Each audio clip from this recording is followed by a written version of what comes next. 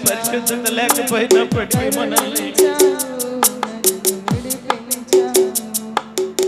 మన పాపములను క్షమించిన దేవుడు, మన కుటుంబాలను నిలబెట్టే దేవుడు.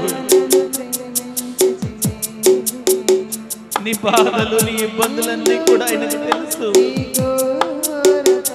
నీ కష్టాలు, నీ సమస్యలన్నీ ఆయనకు తెలుసు. నీ పరిస్థితులన్నీ ఆయనకు తెలుసు. దేవుడిని విడిచిపెట్టేస్తున్నామా?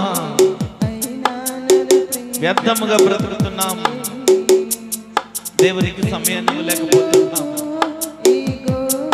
హృదయపూర్వకంగా ప్రభుని ప్రేమించండి. ప్రభు బలారాధనలో,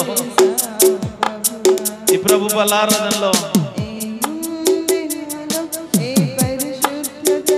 యేసు రక్తము, అమూల్యమైన రక్తము, నిష్కలంకమైన రక్తము, మన పాపములను కడిగే రక్తము.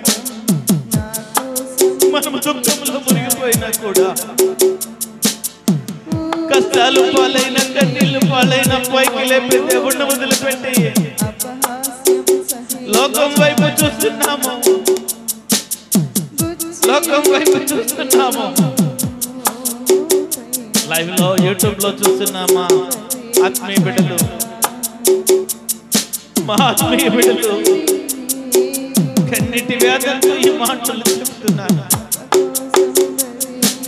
దేవుడు నిన్ను విడిచిపెట్టే వ్యక్తి కాదు, ఆయన ఒక శక్తి. దేవుడు నిన్ను వదిలిపెట్టాడు.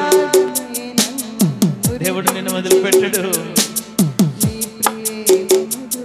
నా కష్టాలు, నా బాధలు ఎలా తీరుతాయని నీలో నీవే కుమిలిపోతున్నావేమో. తెరువు ఏ విధంగా ఎలాగ బ్రతకాలని ఆలోచన చేస్తున్నావేమో. నీ భారమంతా ప్రభుపై వేయి.